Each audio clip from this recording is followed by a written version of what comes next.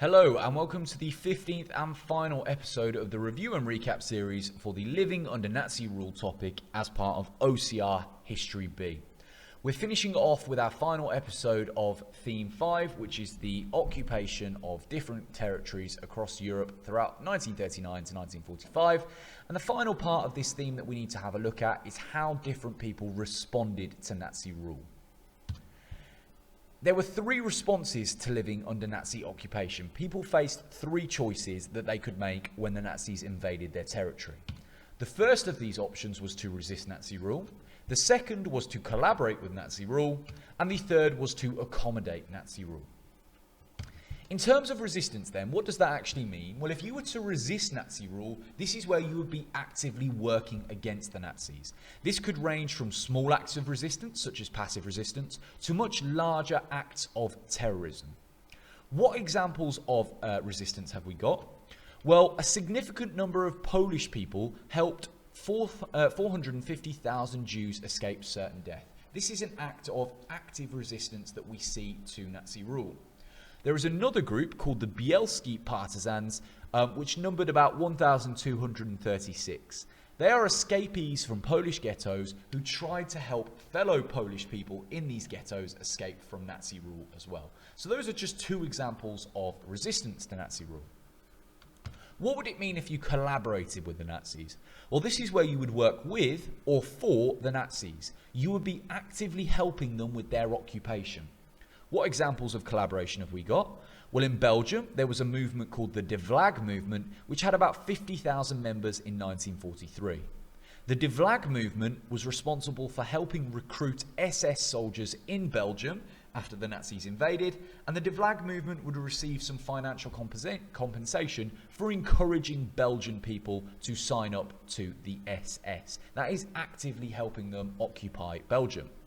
There was another group called the Chetniks in Serbia, and this was a group of Serbian nationalists who helped the Nazis by rounding up communists and helping eliminate them from the area. Again, this is actively helping the Nazis in this area, so therefore this is an example of collaboration. What would it mean if you accommodated the Nazis? Well, accommodation is kind of the middle ground. You are just simply tolerating or putting up with the Nazis. You're not actively helping them, but you're not actively resisting them either.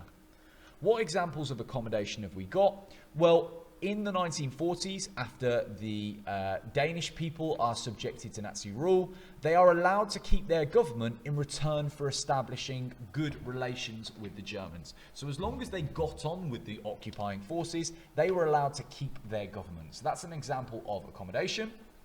Another example is the fact that the Greek Prime Minister was actively selected and chosen by the Nazis, and he just simply went along with what the Nazis wanted. He didn't actively help them, he just tolerated and put up with them. So those are examples of accommodation. And we're going to look at some more of these in a little bit of detail and look at some other case studies in a minute. But those are the three main options that people have: to resist, to collaborate, or to accommodate.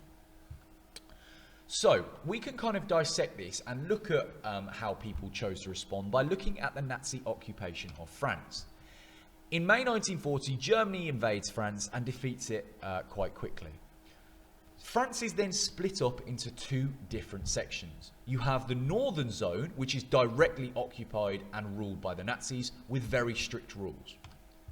And you can see here, there's a map of France, and I've outlined in red what is called the occupied or the northern zone. So you can see it stretches round down here, down the west of France, and then cuts back into the middle. This was controlled by the Nazi government. The southern zone then, that I have not highlighted, is called Vichy France. Vichy France was ruled by an 84-year-old right-wing politician by the name of Philippe Pétain.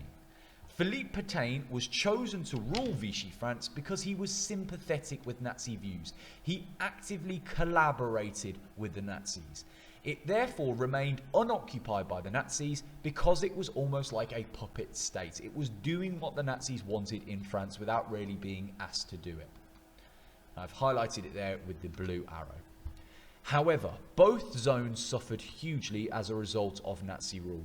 Hundreds of thousands of Frenchmen were sent to do forced labour in Germany, and over 70,000 French Jews were deported from both areas. So again, just like when we looked at the contrasting nature of Eastern and Western European occupation, if you were a Jewish person in France in the 1940s, it wasn't a good experience because you were considered racially inferior, and therefore you were targeted regardless of whether you were in the occupied or the Vichy zone of France. As a result of this, French resistance begins to form.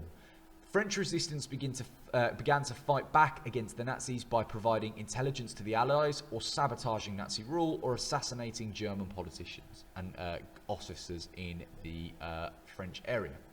Others passively resisted, so they might tell anti-Nazi jokes or listen to foreign radio stations. But resistance in France does begin to increase slightly.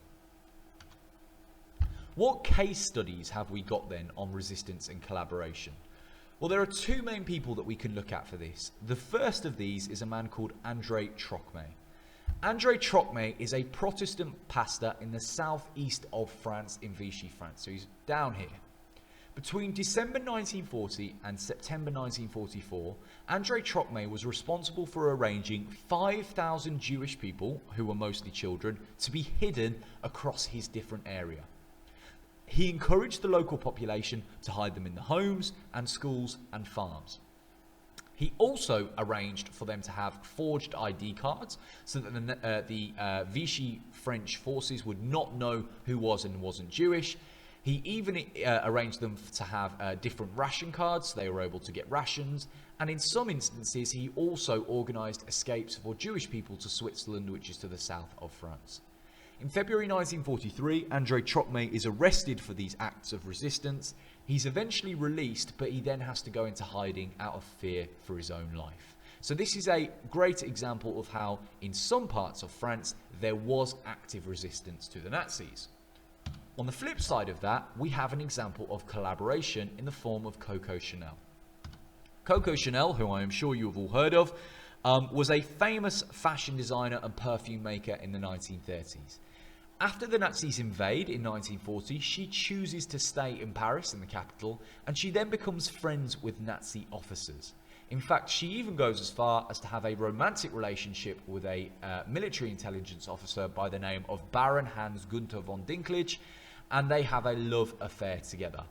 There is some evidence, historians believe, to even suggesting that Coco Chanel was actively a spy for the Nazis, and because she had quite a good relationship with Winston Churchill, some historians believe that the Nazis were using her as leverage not only against the people of France, but against Britain as well.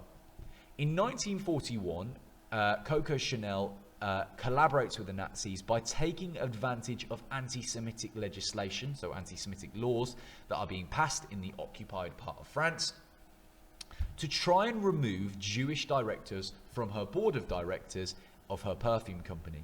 This is so that she would have more control over her perfume company and therefore have more money. Although she's not successful in using the laws to try and get rid of these businessmen, it does show her intentions. It shows that she's willing to use the Nazi laws to her advantage, and she's willing to collaborate with them for her own gain. So here you have an example of somebody who collaborated with Nazi rule. Now you will have come across different examples of collaboration and resistance in your studies in school.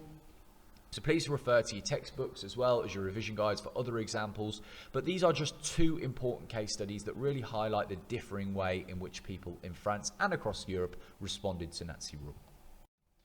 As ever then, to finish off the final episode, you've got a series of quiz questions that I would like you to test yourself on. The quiz questions are as follows. What I would like you to do is pause the video here, and then I would like you to answer them. Thank you very much for watching the review and recap series for Living Under Nazi Rule. I hope you have found it useful. If you do have any questions, please don't hesitate to either email us, or you can ask us in lesson if you've got any questions about anything in particular. Thank you very much for watching. The answers are on the screen now.